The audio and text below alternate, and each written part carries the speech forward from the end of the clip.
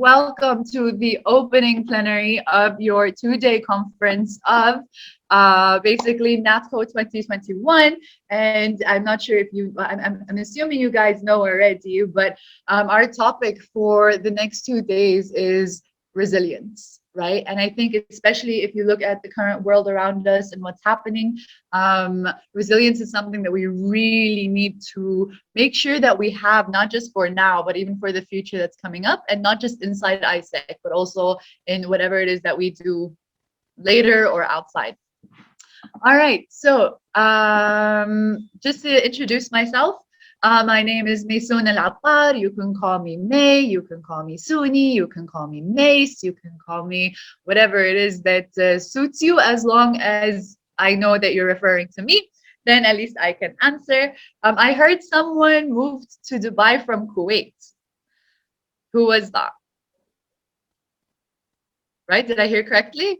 We have someone that's who just recently moved to Dubai from Kuwait, or was I mistaken? No? Yes? Hi. Yes, that's Yes. me. How long were you living in Kuwait?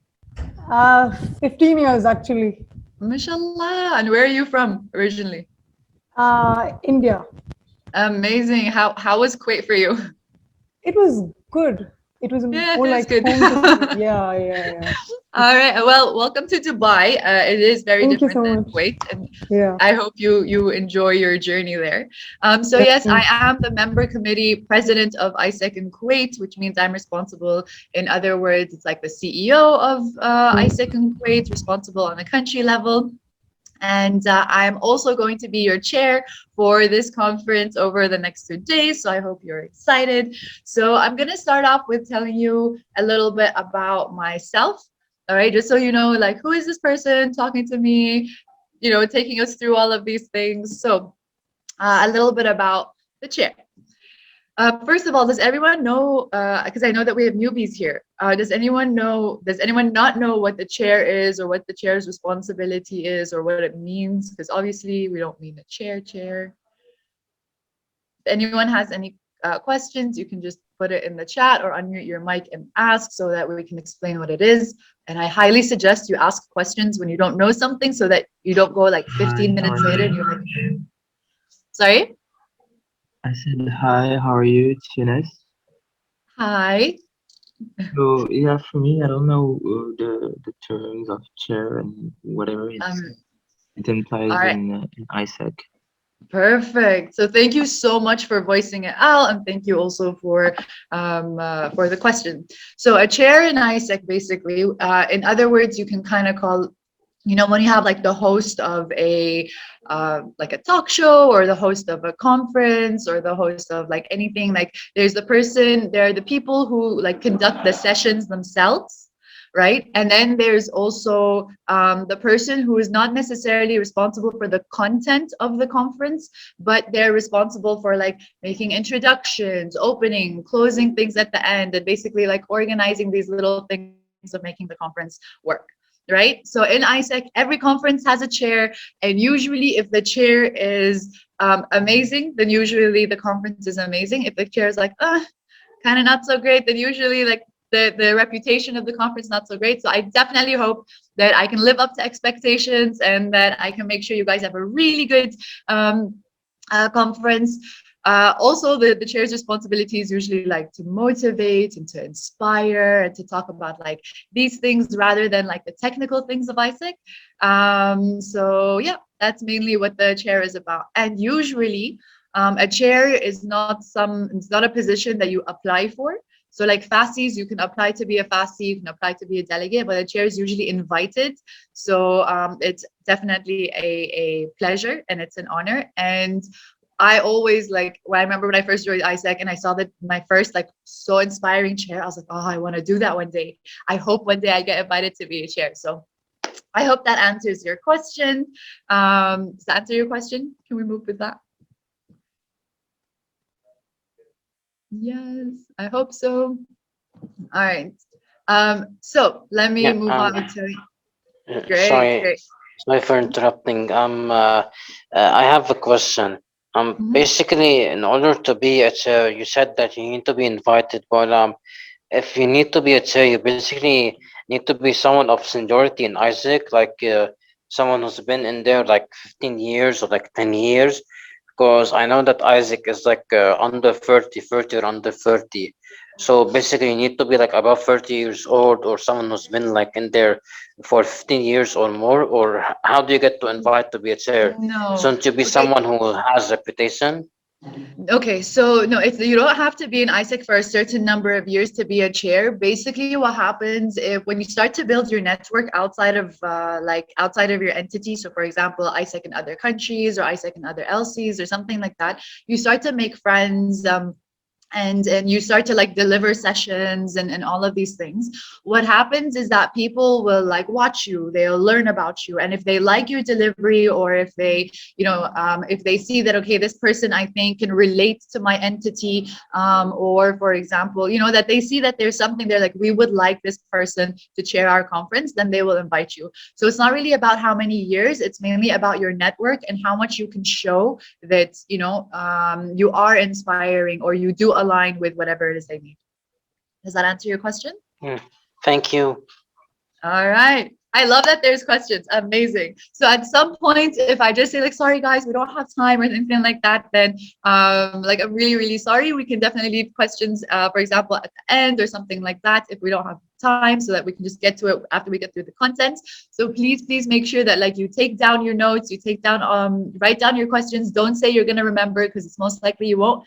So just write it down, and then we can come back to them at the end, or then you can text me or something like that. We'll make sure that we answer your questions.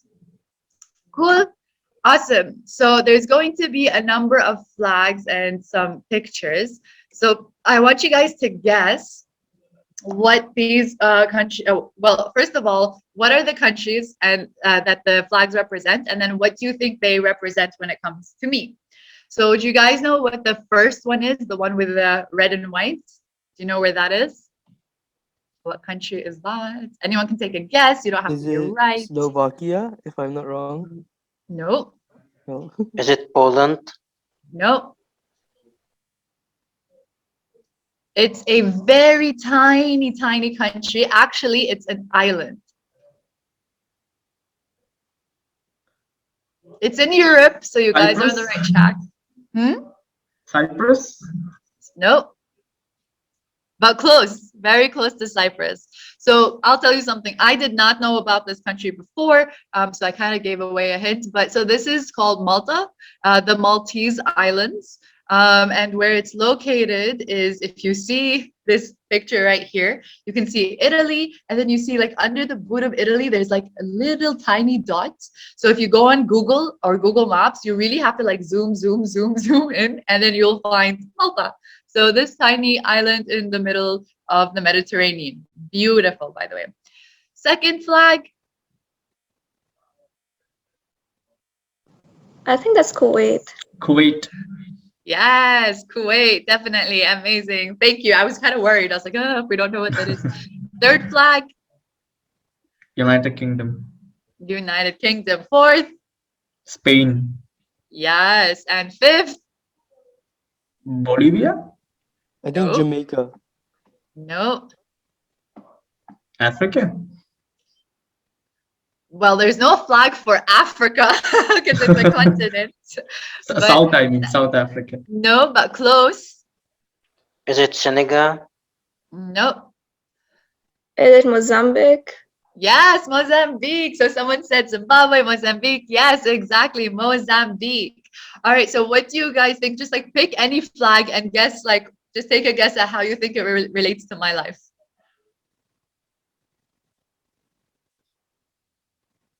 Anyone take a guess? I see you guys are engaged. So for example, Malta. What do you think Malta represents when it comes to me? Like, what do I have to do with Malta? How does that relate with me? You once gave a conference in Malta, or you once volunteered in Malta? Okay. You're from Kuwait, and you once volunteered in Malta. And as for the UK, I think probably it's the same. I think you studied in UK probably, or you once volunteered in UK.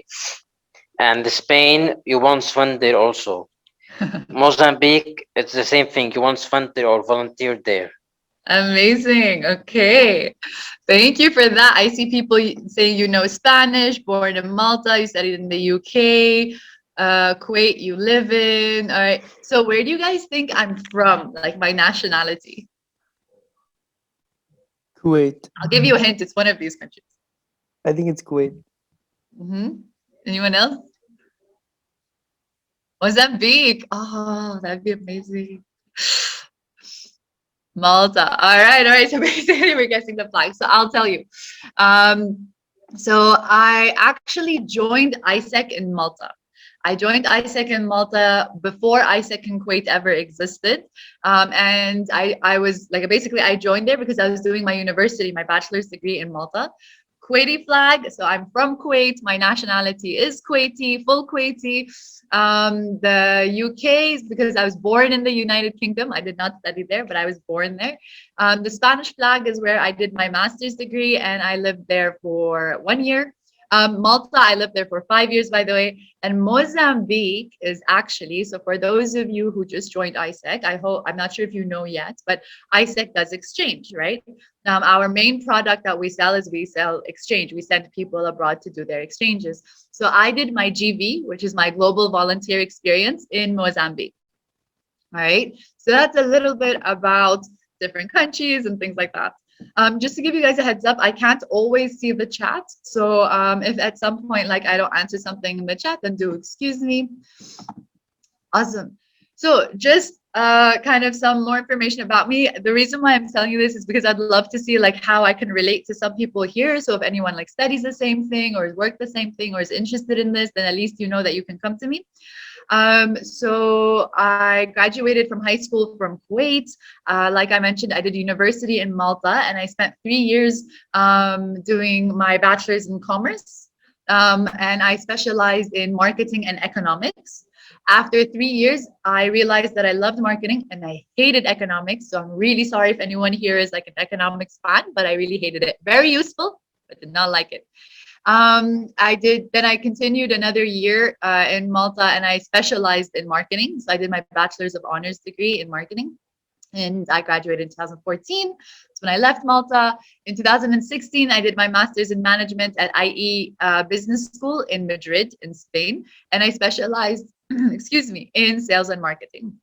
So that's a little bit about my studies. Now, what about, and this is our graduation. It's actually my high school graduation.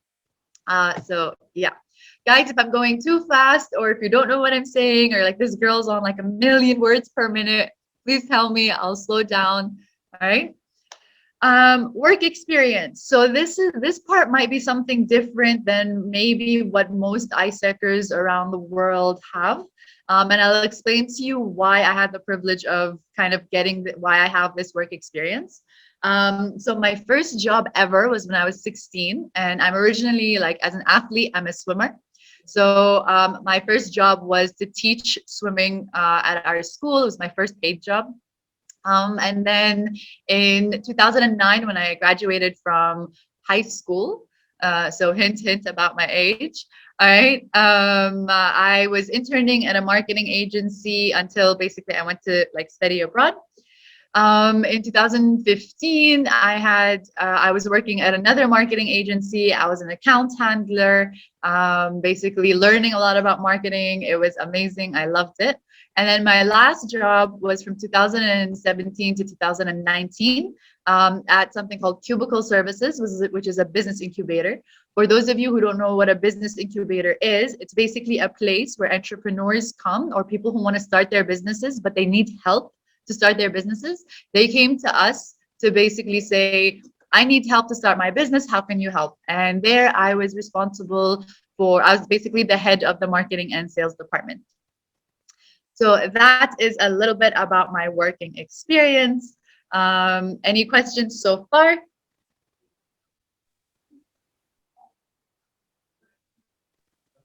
No, I guess. Amazing. If anyone here can like read for me, if they, or actually I can open up the chat. I can put it on the side. Amazing. I see that it says me and it's sad, but I'm not sure why me. Why I'm not sure why there's a sad face on me. All right.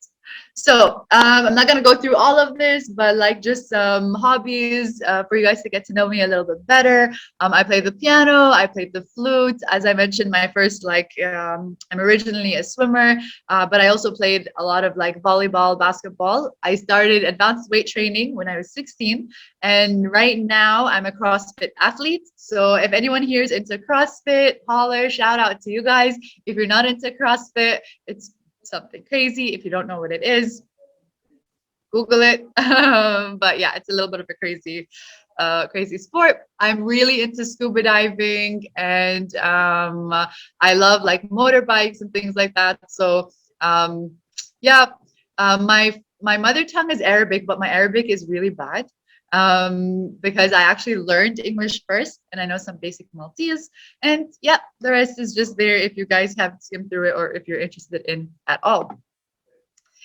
Music is my weakness. I love dance. All right. I love to dance. And also, if anyone has a really good voice, then I automatically have like a weakness. And you already know I'm going to fall in love with you. All right.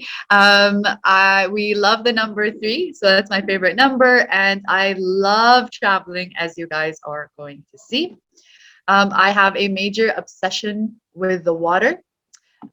Basically the sea, like swimming, but like the sea is like my comfort zone. It is my place to be.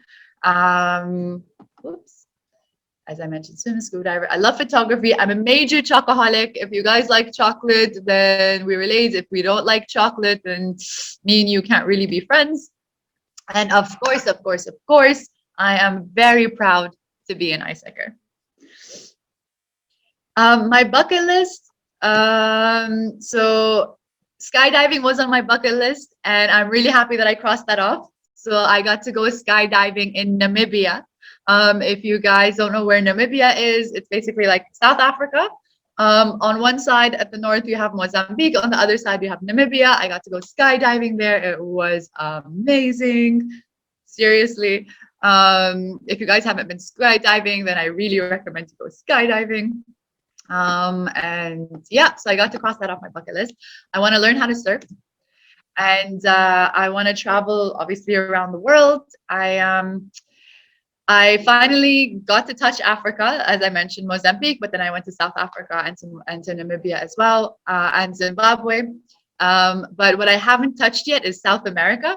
So I really need to, push through and to get there. Amazing. Now, what about my ISEC experience?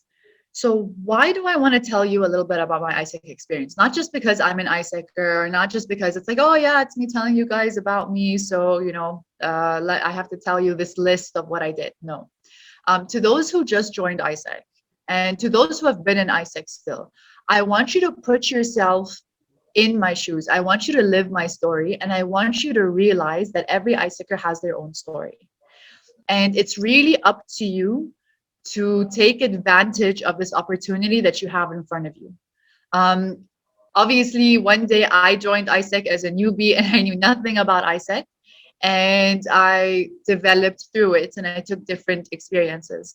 The same way that you are, or that you might be right now. So as I tell you my story, I hope that you can live through my story with me. You can realize that your story can be similar or even better, depending on how amazing you decide to make it. It is totally in your control as to how much, like I said, you have this opportunity in front of you. How much do you make out of it? So I joined ISEC, and you guys are going to realize I'm kind of an oldie, all right, in 2010. All right, this is my first ISEC conference ever. I'm there in the back row. All right, and when I first joined ISEC, by the way, guys, just to let you know, the reason I joined was because my friend dragged me to an info session that I did not want to go to. All right, he was like, please, like, let's go, let's check it out. And I was like, no, this is not my thing. Like, I don't like this stuff. I'm more of a sports person. But she dragged me there. And when we sat in this info session, there was this big guy who just stood at the front. He's like, hey, Isaac. And I was like, oh my God, this guy is screaming at us. What is going on? And at the same time, I'm kind of a crazy person, if you can't tell. I was like, this guy looks crazy. I want to join this organization. that's kind of how I started and why I joined ISEC. To add on to that, I was in my second year in Malta, and I realized all of my friends were internationals. I didn't have like local Maltese friends, and I was like, you know what? I want to meet local people. So that's why I joined ISEC. That was why I joined, but that was definitely not why I stayed. And so it's the same thing for you guys. Just because you joined for one reason doesn't mean that's going to be the reason you stay, right? So just keep that in mind. When I joined the OGX team, or the outgoing exchange, which means that we were responsible for sending people on exchange to go live these crazy, amazing experiences. And this was before I went on exchange, right? I went on exchange in 2017, so like 7 years later, right? But we joined the team, and the reason, this is where I fell in love with ISEC, because I saw people coming back from their experiences and saying, oh my God, thank you, you changed my life. I was like, whoa. And then when you hear their stories and you hear how they changed and you hear what happened, you're just like, you cannot believe that you have created all of this change, that you had such a positive influence on someone's life. For them to come and say, thank you, you changed my life, that's a big deal. And that's where I realized ISEC was really doing things. I've seen the most spoiled people travel and come back saying, what was I doing with my life? I used to complain every morning if the breakfast on the table wasn't hot. Now I'm just thankful to have breakfast on the table. So it's really, really, really life-changing experiences. And this was my first team.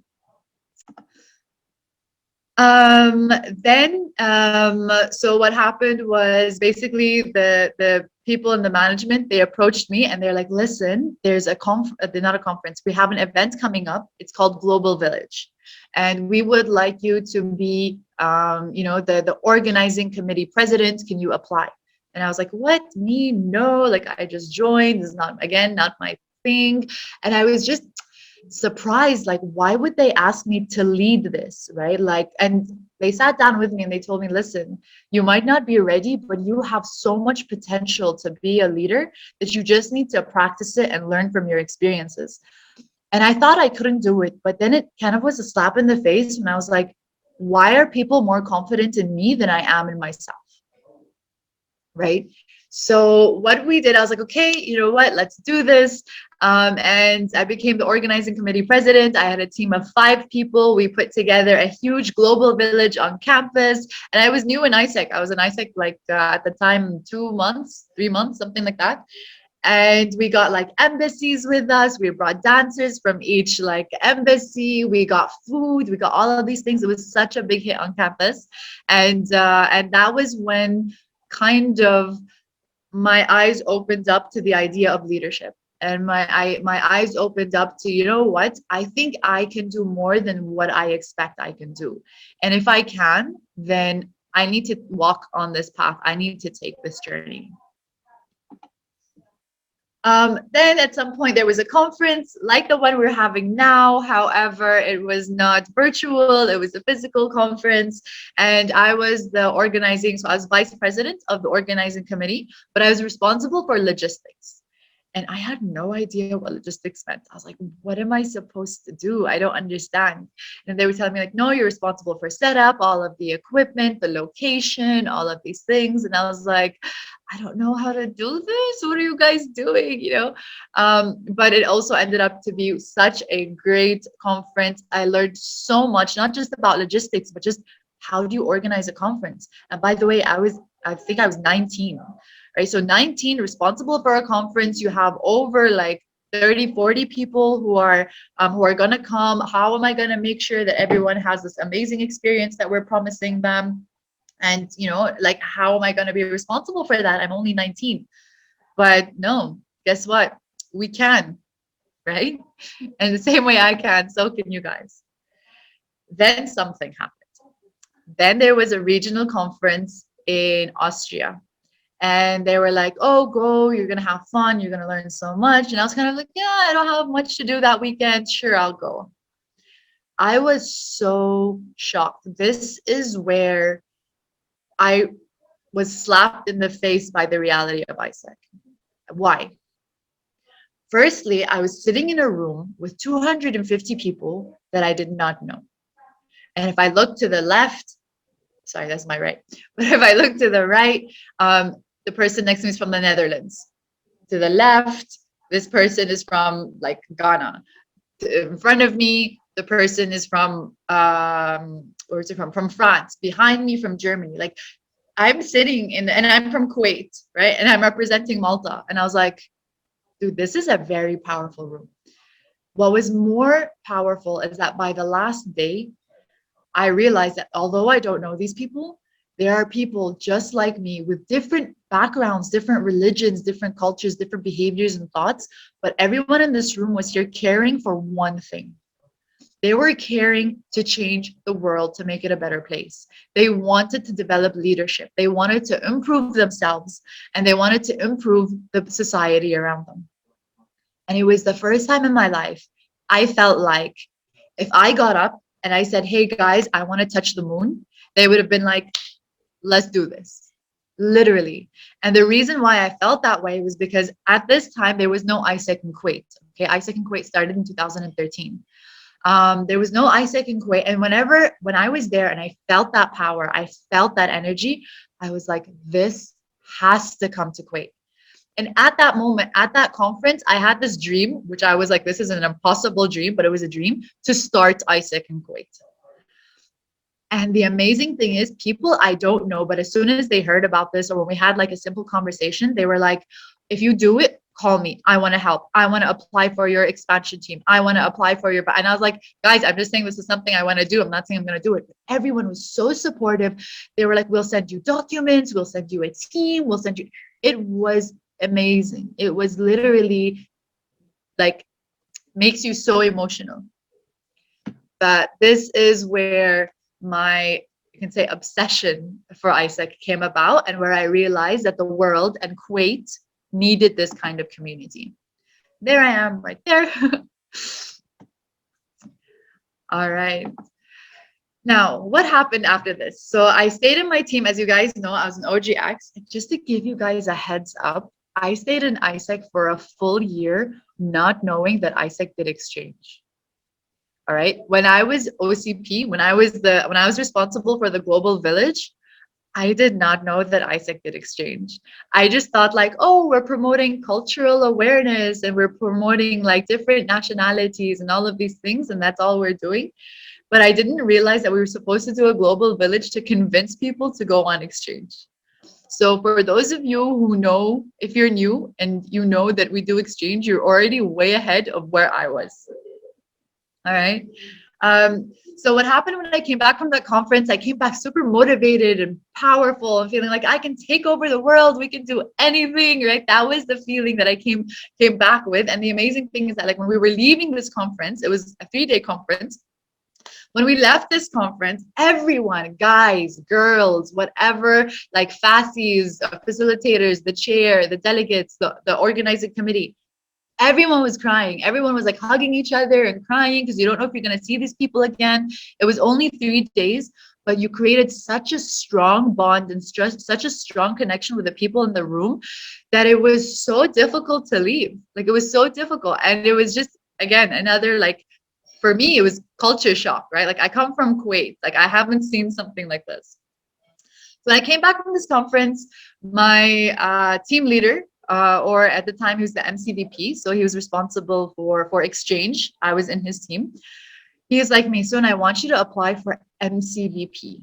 Now, for those of you who, so I was a member, all right, and he was telling me apply for MCVP. What that means is basically skip 2 or 3 steps. So from member, skip team leaders, skip being local vice president or local president, and just apply for the national team. And I was like, you are out of your mind. That is not gonna happen, right?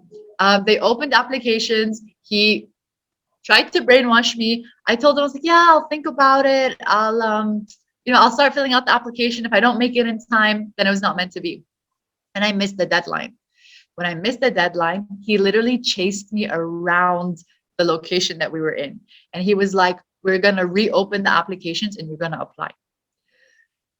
So I was like, okay, so they reopened the applications and I applied, and I was in outgoing exchange this whole time, right? I was responsible for sending people. That's what I learned how to do.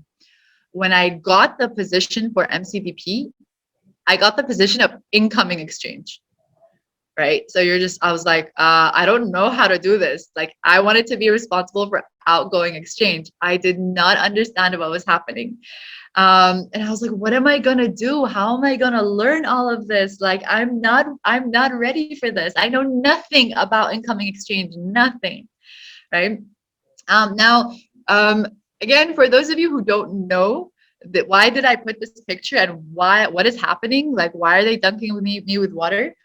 For those of you who don't know, when you apply for a position or a leadership position, the way that you get elected or selected is that they dunk you with water. All right. So, for example, it would be you and the other people that applied for that position, and whoever gets the position, they just no, it's not an ice bucket challenge. No, it's literally like that's how it works in ISEC all around the world. If you do That's get so cool. selected, it is cool. Believe me, it is one of the most amazing feelings because it represents something, right? You stand there, the person is behind you, you have no idea what's happening. They're making the announcement, and you like for the very few times in your life, you're actually hoping that they're gonna dunk you with water, right? It's like a baptism, exactly. So this is what was happening.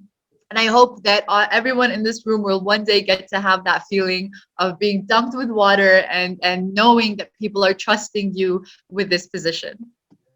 Yes, very soon. Yes, amazing. So this was my team when I was the member committee vice president. This was my team. All right. So they were from different parts. It was really an interesting team because there were 3 Maltese, 1 Kuwaiti, which was me, and the guy who was Brazilian, right? And this team was just, it had its ups and downs, and it had but everyone was super motivated to get things done and all of this. So it was a really big learning experience for me. We were learning how to plan for the entire term. You're responsible for the entire country and all the ISECers in that country. So it was really just like a really amazing experience. And these people became such good and close friends of mine. Like it's really, really undescribable.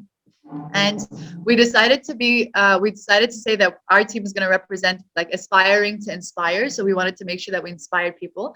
And we were the MC Knights because it represented like basically what Malta was about. Malta's history had knights and things like that. So now I told you guys that I got incoming exchange and that I knew nothing about it. I ended up going to this conference, which is IC. It happens every year. And it was in Russia. And I was like, yo, I get to go to Russia. This is amazing, right? I went there. I knew nothing about incoming exchange. I had my notepad and a pen, and I was going up to everybody. Literally, it's a 2-week conference, about 10 days, actually, 10-day conference in Russia. We were 300 plus people. And I was going up to everyone, are you incoming exchange? No? Okay, bye. Are you incoming exchange? Yes. Okay, sit down, teach me everything about incoming exchange. I'm just taking notes. So I ended up learning more from the people that were around me rather than like, oh, I had a training session and someone sat down and they taught me. No, like the people in ISEC, they were ready to be my mentors. They were ready to be my coaches. They were ready to send me all of the material that they had in order to prepare me for this role. And that, again, was another situation where I was like, wow, the power of this network. And I am right there. It really doesn't matter because I don't think you guys can see me, but there I am. I got to travel, again, because of this role, I got to travel to Milan. We were representing exchange and just like, it was a very small summit. These were all of the people in the conference, or not in the conference, in the summit. And we were really looking at the strategy of our region as like where Malta was. I got to travel. And then after that, they opened applications for member committee president. So the CEO, like not VP, not vice president anymore, but the actual president of ISEC in the whole country. And again, like it didn't even cross my mind until people started coming up to me and saying, you gotta apply. And I was like, what? No, same thing. Like, no, no, no, no way. Like, I jumped already from member to MCVP and now MCP in like 2 years. Like, that's not going to happen. But they trusted me more than I trusted myself. They came to me, they're like, if you don't do it, who's going to do it? We trust you so much. We believe that you can take things forward. We worked with you, and they made me realize that when I was in my VP term, everyone was coming, like opening the door of the office saying, hi guys, I want to join ICX. I want to join incoming exchange. And I was just like, great. And we had such a successful term as incoming exchange that at the end, it made me realize, like, you know what, maybe I should try running for this position. Never in my life did I imagine that I would be in such a position. I never thought I had the capability. I never ever dreamt of having people believe in me as a leader, right? So I was like, you know what? If I already have the people at heart, if I already have their hearts, and if they trust me, then I can at least try. That's the least I can do. And if ISEC has made me grow so much and travel so much, I see someone said you got to go to so many different places. If it gave me that much, at least let me try giving back. And if it gave me this much and I've learned this much, then I want to try to get as many other people to get a very similar experience or even better. That is the minimum of what my responsibility needs to be. I can't just take, I need to give. And if I'm this happy and this inspired to make the world better, I want to inspire more people to make the world better. And yes, I got the position as MCP. And by the way, guys, I was running against the Brazilian guy. So both of us, we ran for president. And he was, at the time, I was 20, by the way, I was 21, turning 22. And he was 28. And he had been in ISEC for, I think at that time, 6 years. I had been in ISEC for 3. All right. So I was like, this is not going to happen. I'm not going to, by the way, we were like super close, but we were both excited for each other, but that was the situation. So I was like, oh, no way, this is not going to happen. And it did. They voted for me instead of him. They believed in me. Right. And so this was my election. This is what happened. And our entity was so diverse. We had people from Libya, people from the Netherlands, people from Oman, people from Malta, obviously. We had people from Brazil, all around the world in our entity in Malta. It was very diverse, and it was amazing. So this was my president, right? So this was for me such a powerful picture because like I was carrying her and I felt like I was carrying her legacy. Like, it's not that I want to change everything in Malta and I want to create things from scratch and I want to whatever. No, it was like, how can I take what she built and now it's my turn to take it forward. And by the way, guys, ISEC in Malta at the time was there for 45 years. It's not like, oh, it's a startup entity. No, 45 years. That's long. That's pretty long. That's long, right? And what's more than that is like, because Malta is such a small country, it has one university. The prime minister used to be an ISEC.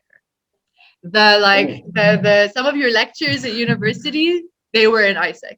But ISEC at that time was so different than ISEC was like now, or at the time that I was elected for president. So it was a very different experience. There was so much pressure because everyone knew what ISEC was and everyone knew what it had done. And now it's your responsibility. And you need to keep in mind, a lot of people are like, maybe not from ISEC, but from the country. Like when I used to go to government meetings or when I used to go meet like companies, they were like, you're not even Maltese. You're not from Malta. Like, why do you care so much? And I was like, because in ISEC, we don't look at the country we're from. At the end of the day, I want to make the world better wherever I am. If I'm a Kuwaiti in Malta, if there's a Maltese person in Kuwait, if I'm in Brazil or wherever I'm elected for, it doesn't matter where the people are from. What matters is that they are people and they all have the potential. They all have the power to make the world a better place if I can inspire them to do that. And that for me was something incredible. People believed in me, like I said, as a Kuwaiti. And when I stood in front of these CEOs and these government entities, at some point I stood on stage and I told them, why am I a 22-year-old Kuwaiti? Why do I care more about your youth than you care about them? And at some point, literally someone in the crowd from an NGO, he's like, yes, say it. And I was just like, whoa, but it's true. We need to change the mindset of what the world already thinks. They think you only need to serve your country, you only need to serve your people, you only need to care about the people that are like you. It's not true. That is so not true. I created more of a family with non-Kuwaitis than I ever did with Kuwaitis. Then I got to go to another conference in Serbia in 2013, and I looked at this picture and I was like, okay, we have an Italian, a Turkish, a Spanish, a Tunisian, an Egyptian, a Greek, a Kuwaiti representing Malta, a Lebanese, a Portuguese guy, right? I was just looking at this picture. I'm like, we're not a big group, but we're all from different countries. And for me, that's why this picture became one of my favorite pictures ever. I got to travel to another conference, which is Euro Expro in Turkey, which was, it was such an interesting, it was so much fun. It was a different kind of conference. And it was just like, it was a lot more like about creating a network and meeting people more than really it was about just like learning and the sessions and things like that. This was my MC. So this was my team. This was the executive that were responsible for ISEC in Malta. If you guys noticed, they're all girls. And just to give you a heads up, I grew up like, I have 2 brothers, no sisters. I grew up around a lot of guys in my life, a lot of cousins and uncles. And for me to be around girls, only girls, I was so scared. Like the first thing I said to them was, there better not be any drama. And if there's any drama, you better solve it before I find out. Literally. All right. But yeah, this was the team that ended up being responsible for ISEC Malta. They were my VPs, my girls. And yeah, I'll tell you a little bit more about that in a second. Once again, we decided to continue the legacy as MC Nights, but our motto became, because we are the now. And what was the idea of we are the now?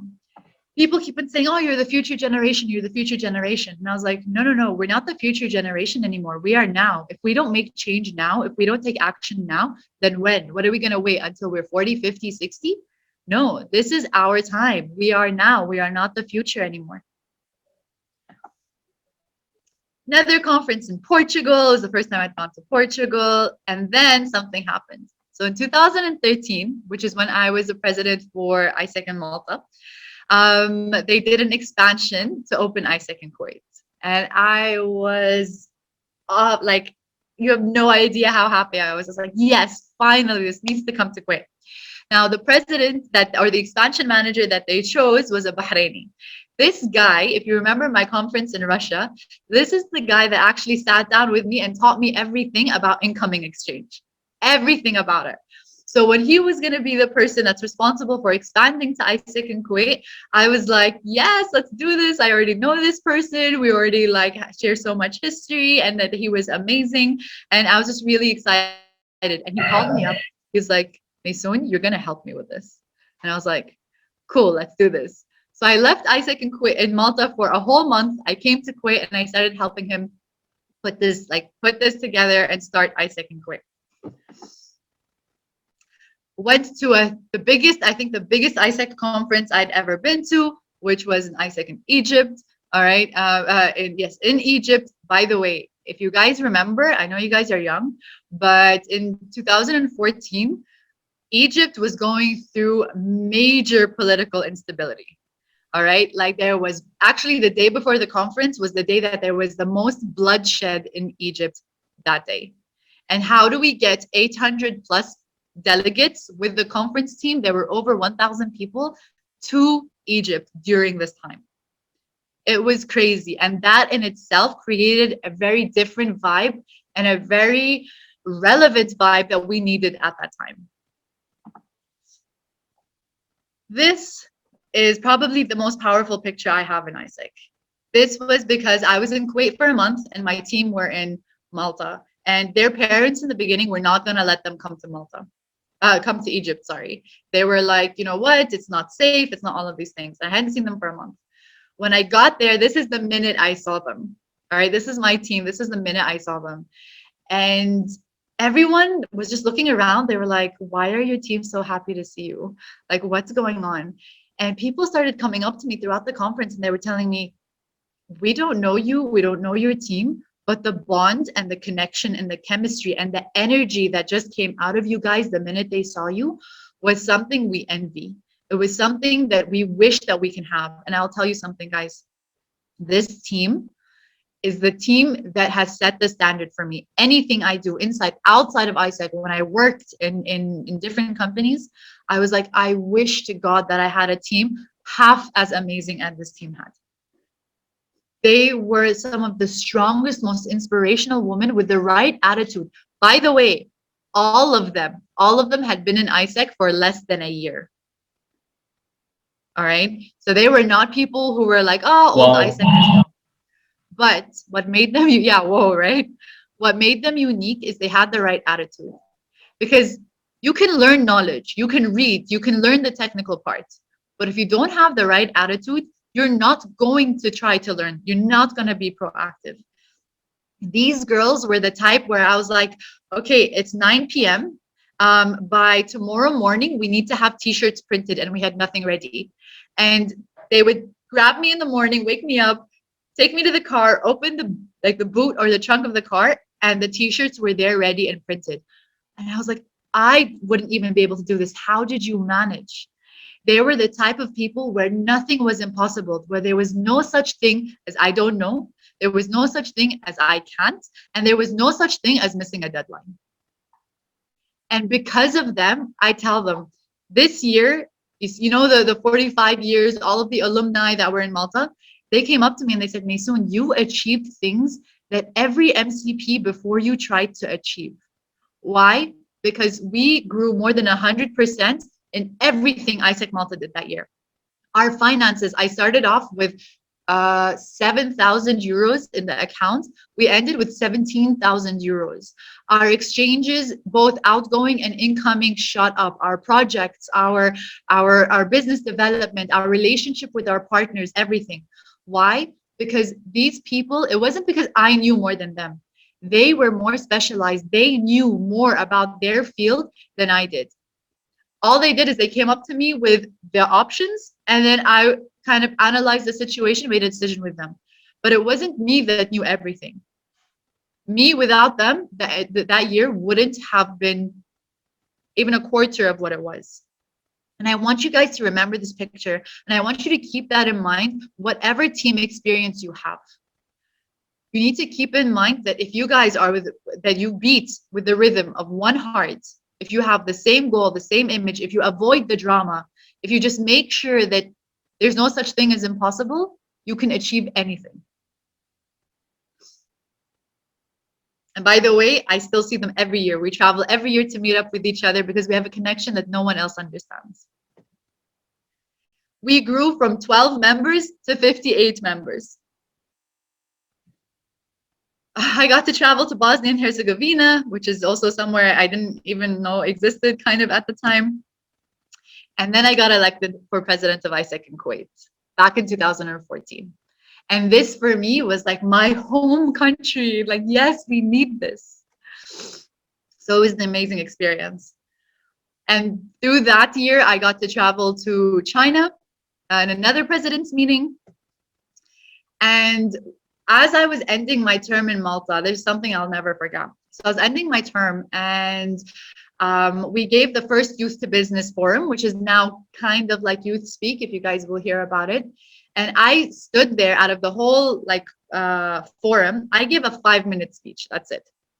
And at the end of this 5-minute speech, the CEO of the biggest bank in Malta came up to me and he said, "What are you doing after this term? I want to hire you." And I was like, that's amazing, but I have ISEC and Kuwait to take care of. And he was blown away. He's like, you're going to do that and refuse this position that I'm giving you? All why? All because he felt the energy and because he saw what was happening. He saw youth. He saw youth doing something. That is ISEC, right? The Minister of Education was there, and he asked, there were 70 people in the room, and he asked them, how many of you are skipping school to be here? And they were just kind of like this. And he was like, good, because you're going to learn more here than you will at school. Whoa, this is crazy. Wow. Yeah, yeah. So it was just something. And then now what was happening is that I was kind of shifting away from really focusing on ISEC in like Europe and in Malta, and I was starting to shift my focus to Kuwait and the Middle East region. Right. And here, so if you guys don't know, the guy that's carrying the girl, he was the president of ISEC in the UAE at this time. All right. His name was Karim. And yeah, like this is just like the team for the Middle East. We had the UAE, we had Qatar, Lebanon, and Bahrain. Then I got my invitation to be chair for the first conference, like my first chairing experience ever. The president of ISEC in France was like, May, we just want you to be the chair for our conference. And we went to this castle in France in the middle of my exams, basically. And I got to have another like crazy experience that I would never imagine to be able to be there. And I tell them that like, I'm not really connected to ISEC in France, but they became my babies, all of them, you know, just because I got to chair that conference there. It was such a powerful experience. This was my team in ISEC in Kuwait at the time. All right, kind of crazy. They were new, second year of ISEC ever. We got to travel to Taiwan for another conference. Just look at the size of this conference. It was amazing. Huge, pretty huge. Huge, yes, really big conference. It's crazy, but it's, again, I keep on saying the word powerful, but because I can't think of another word. And then I left. So I actually became an ISEC alumnus in 2014. I couldn't, some things happened and I couldn't continue my term. I started my term in July and I ended up leaving ISEC in November. So I couldn't even finish my term, and I couldn't finish my term for the dream role that I wanted. That's right? sad. ISEC, wait, it was sad. It was so tough, but it was something that just had to happen at the time. Pretty sure it was hard for you to leave. Ooh, you have no idea. It was super difficult. But it's okay because life happens, right? Yeah. So I worked in a marketing agency when I had to leave ISEC. I worked in a marketing agency for a year, right? Where I learned so many things about just marketing and about the world outside of ISEC. But the amazing thing was that they hired me because of my ISEC experience. And even though these people had much more experience than I did, they were like, where did you learn how to do this? How did you learn how to do that? How do you know how to use these tools? How are you so organized? You know what? We hired you as an account handler, but we're going to put you as a team leader. Why? It's one answer, ISEC. Exactly. And it was all because of my ISEC experience. It wasn't because of my studies. It really wasn't because of my studies. And then so I left Pennsylvania after 1 year because I was going to start my master's, and this is me and my dad, and we were off to Madrid to start my new journey in again, a different country. So many things happened throughout that year. And that year was really a year where I wanted to focus on myself. I was like, you know what? I'm going to be selfish this year. I've spent years giving all of my time to ISEC and to other people, but I need to refresh. I need to reset. I remember everything, honestly, this is going to sound selfish, but everything I did that year, I thought of myself first. I'm like, am I going to enjoy this? Is this good for me? Even like my friends, I was like, listen, if you're going to start a fight, or if you're going to cause any drama, go away, come to me when you're chill. I couldn't handle anything. I ended up losing about 10 kilos. I was at the gym every day, 3 hours.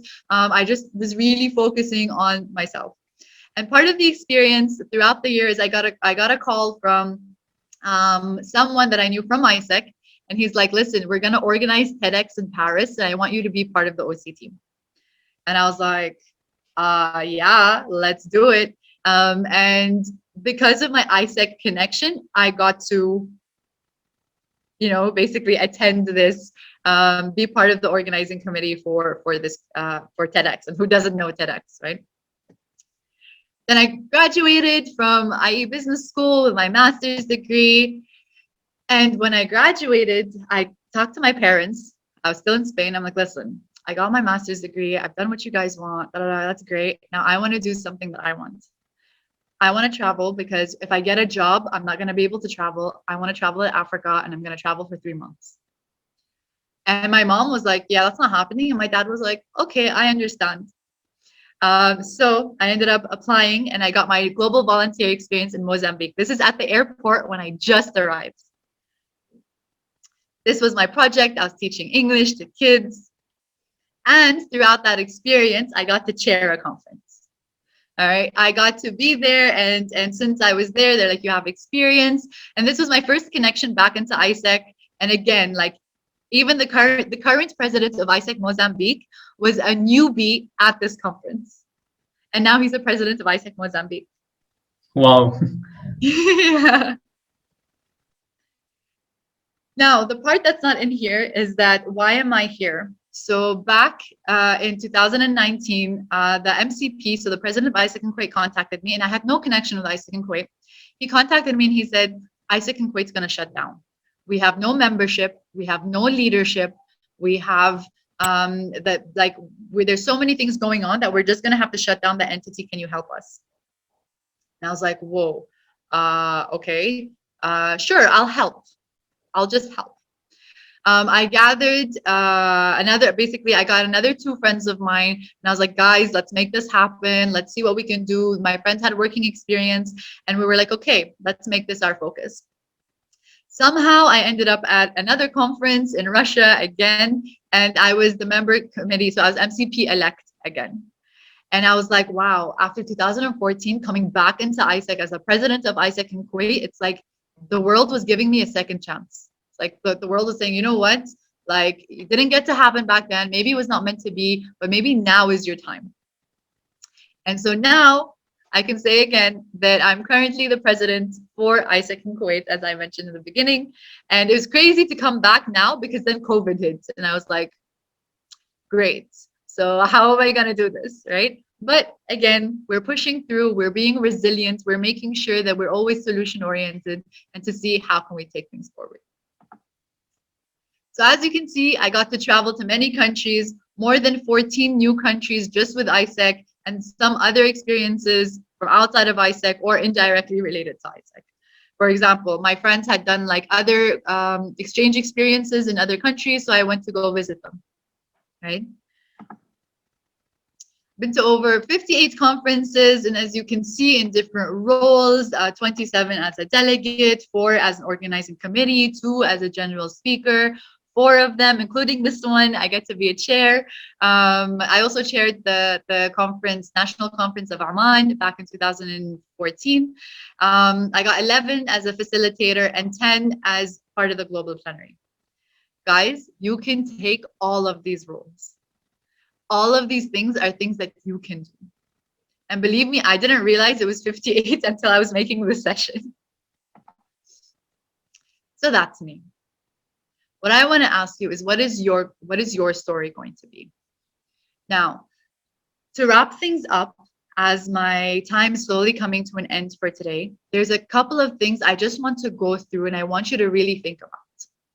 All right, I hope you found my story inspiring, and I hope that you can start building your own story as well. So just because of time restraints, I hope that okay, I just got a message saying I can take my time, so I will take my time, but tell me when you need me to end. I really hope that when you looked at this story, when you heard me speaking, and sorry if I spoke too much, but I really hope that you realize that I'm nothing special. I was a newbie like you, as I said in the beginning. I started off not knowing anything about ISEC. I wasn't a straight A student. I wasn't a person that like had, you know, I wasn't the smartest. I wasn't the hardest working. I wasn't any of those things. But all I did was take the opportunity. Even if I wasn't sure, or even if I didn't believe in myself 100%, I was like, you know what? Here's an opportunity. Some people would kill to have this opportunity. Let me not deny it. Let me try and then say. It's like saying, don't say I don't like something until you've tried it. Don't say you can't do something until you try. And as you can see, it's not just about ISEC. Everything I became, every meeting I go to today offers me a job. Why? Because of my experience with ISEC. When they see the countries I've gone to, my ability to talk to strangers, I used to be a very shy person. But that came from ISEC. When I say I have friends in 114 countries, people are like, what? I'm like, yeah, like when I was traveling to South Africa, we had a stop in Ethiopia for 8 hours. Me and my friend, I just texted on the Facebook page. I'm like, guys, I used to be MCP in Malta. I'm an ISECer. I just arrived in Ethiopia. I have an 8-hour layover. Can anyone come pick us up? They came, they picked us up, they took us out. My friend was like, what are you? Right? So these are all of the things that you can really learn from, the things that you can do, and the things that you can really take advantage of. It affects your professional life. It affects your personal life. And the biggest thing for me is that it helped me learn more about myself than I ever imagined. I thought I knew myself. But when people used to ask me, what's your ambition? What do you want to achieve in your life before you die? What do you want to work for? Not what job do you want to be? Like, not what job position do you want to have, but just what is your legacy in life? I didn't know. But because of ISEC, because I tested different things, now I have a very clear vision of what I want to do with my life. What do I want to achieve and how I want to achieve that? So I'm going to break this a little bit. I want to ask who's in the house. So please unmute your mics, guys. Please unmute your mics because I've been speaking a lot. All right. And just tell me, Elsie, please, are you in the house? Yes. Yes. Amazing. Guys, you don't sound excited. I hope I didn't bore you too much. No. LCVPs, are you in the house? Come. Yes, we are here. Team leaders, are you in the house? Yes. Yeah. Experienced members, are you here? And last but definitely not least, the future of ISEC, the future of ISEC in the UAE. Newbies, are you in the house? Yes. Yes. Yes. Amazing, amazing. Elsie, Dubai, where are you? Here.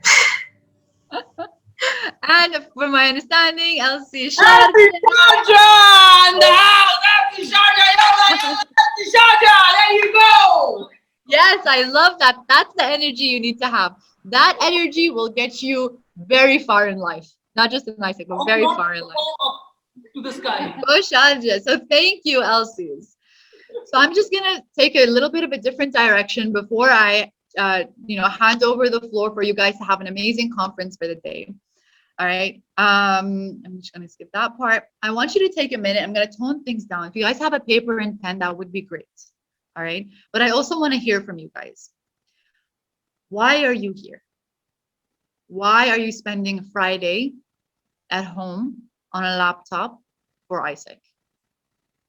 So if I can get at least just 2 people to share, and the rest of you, please write it down on your phone, write it down in your notebook. You should all have notebooks for this conference, all right? Because you're going to need it. You can open up a Word document, but just tell me, why are you here? Hi. Hi. Hello. Yeah. I'm here because basically I wanna develop myself more. I wanna learn more from people.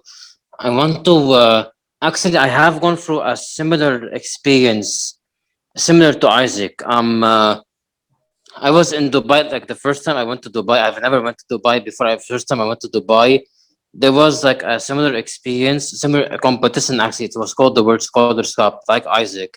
So basically, I went there. I didn't know my team. I just talked to them before the competition a few days ago. I went there. I was the only person from my school, the only person representing my school. I wasn't the only person from Lebanon, and I wasn't the only person from my country, but I was the only person from my school. I went there. I was kind of confused. Like I didn't know where they are, who they are, where do I need to find them. Like I didn't know basically who my team was. So I went like started going around, don't know where they are. Then suddenly I found the banner of their school. So when I found the banner of their school, I went there. It was a kind of like like an awkward kind of like awkward. Like I don't know you, you don't know me. Yeah. Okay, we're gonna be a team for like 3 weeks straight. So like let's go on each other's good side. Like let's be good to each other. So they were like, okay, Yeah, okay, you're our new team member. So basically, it was kind of like awkward. So during the competitions, they would you know talk with each other. Like when we go and give a speech against the other team were incredibly strong, incredibly strong. Like you're talking about schools, about like Repton School, like they're a really good school. But they would what they would do is that they would it was kind of like awkward. Like they Yeah, would I like can talk with imagine. yeah, talk with each other. Like you do this, you go first. Like you go second, you go third. They would look at me. They say, "Okay, you go first." I was like, "Okay, like I'm not, Amazing. I'm not prepared. Like, how should I go first?" Then I go to my mentor. I tell them, "Okay, they want me to go first. What the hell? What the heck should I do?" Yeah. He tells me, okay, like write this, do that. So I was always go to my mentor, like I'd always depend on my mentor, like what should I do? What should I do? And they would always, like look at each other and like I'm the third wheel. Amazing. Yeah, I understand But what you mean. yeah, I'm sorry I have to cut you off. But just because of time, I'm so sorry, but I'd love to hear your story later. Hassan, correct? yeah. No, I just thought Amazing. that I would share my experience. Like this is why I want to Yeah, go to Isaac because it's amazing. about developing myself and Thank gaining new you. experience. Thank you. And You're and welcome. I that you're it's the thank you so much for sharing, and you're in the right place. And if I'm sure a lot of people have that same reason, like you are here to develop yourself. But I want you, if that's what you wrote down, if you wrote down, I'm here to develop myself, I want you to take a minute and I want you to think about, why do I want to develop myself? Okay, I want to develop myself, great, but for what? Why? Right? I'm not going to ask for a sharing. You can share in the group, in the chat if you want, but because I need to wrap up in 5 minutes, but it's very important that you write this down and that you keep this paper and that you always remember why that you're here. I want you to think about a little bit, what worries you about the world around you? All right. Like what worries you about the world and what worries you about the future of the world around you? And I want you to write these worries down, and I'll share with you some of mine. For me, my worries is that when, for example, even most like recently, when I see lack of good leadership, exactly, you jumped right to it. Thank you. But what makes me think that? When I see, for example, what's happening in Kuwait with, like, we have members of parliament who are supposed to be like the leaders and they can't even wear a mask. Or when I see that specific things happen here, or like happen in the world just so that some people can benefit. Brazil didn't even implement any kind of lockdown and they had a huge number of people die, huge number of cases. When I see wars that are still happening, when I see injustices that are still happening, and you guys know what I'm talking about, you see the news, you see the racism. Last year brought so many things. You see the injustice, you see the crimes that are happening, both from individuals and from large bodies. This makes me really worried about the future. I want you to take things a step further, and I want you to think about what worries you about the UAE and the future of the UAE, whether you are from Emirat or not. I want you to think about this, and I want you to write it down. Corruption. Yes, definitely corruption. Same as Kuwait. I want you to think about what worries you about the UAE and be specific. Like for me, something in Kuwait that I worry about is that lately we've been having a lot of issues with our roads.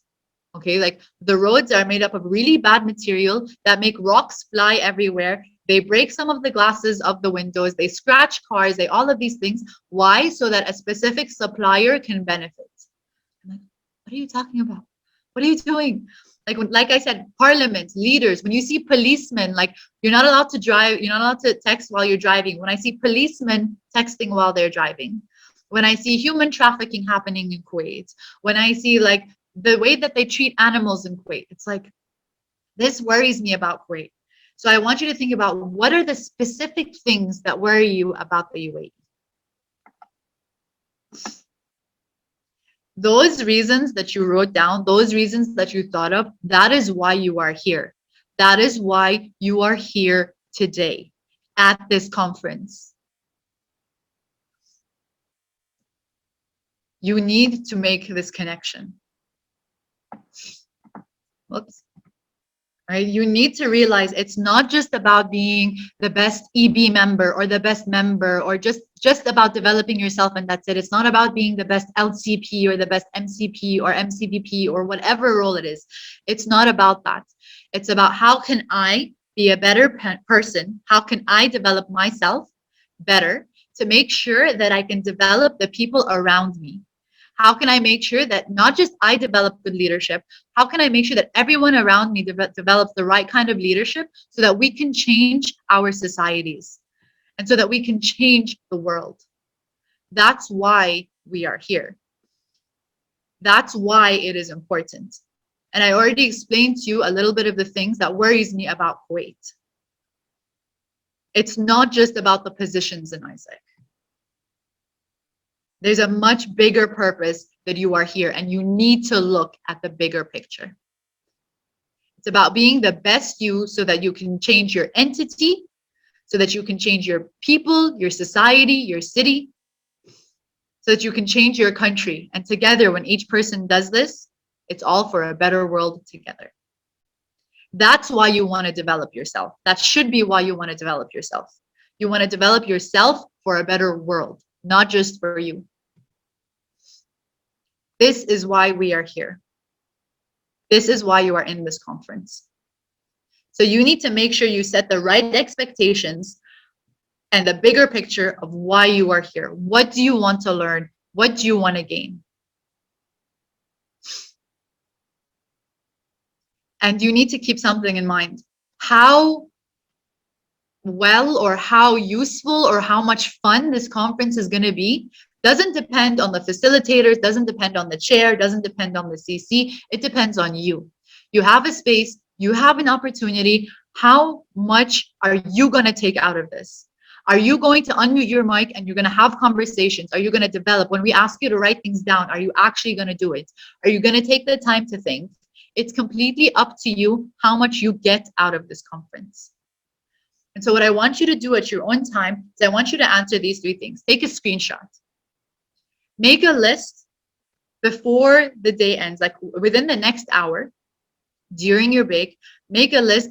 What do you want to get out of this conference? Whether it's technical ISEC things, whether it's about yourself, whether it's conversations you want to have, what do you want to get out of this? List the people you want to talk to, write them down. And what else do you want to do while you are here? And make sure that every day, but the end, in the middle, you look at this and you say, let me start scratching these things. If I want to talk to this person, let me reach out to them. If I want to have this conversation, let me do it. And try to end it before the conference ends. So I hope you're here to make the most out of the next 2 days. I hope you're here to have the best conference that you can possibly have. I hope you're here and you're ready to be the best version of yourself that you can be so that you can develop. So let's rock NatCo 2021 so that you can make sure that everything gets better as much as possible and that you yourself as an individual leave a mark in this, that you are part of this. You are part of that generation. You are part of the people that make the world better. Thank you so much, guys, and have an amazing conference. Thank I'll see you. you guys in the Wait. This is sound system, no? Switch on the music first. Switch off the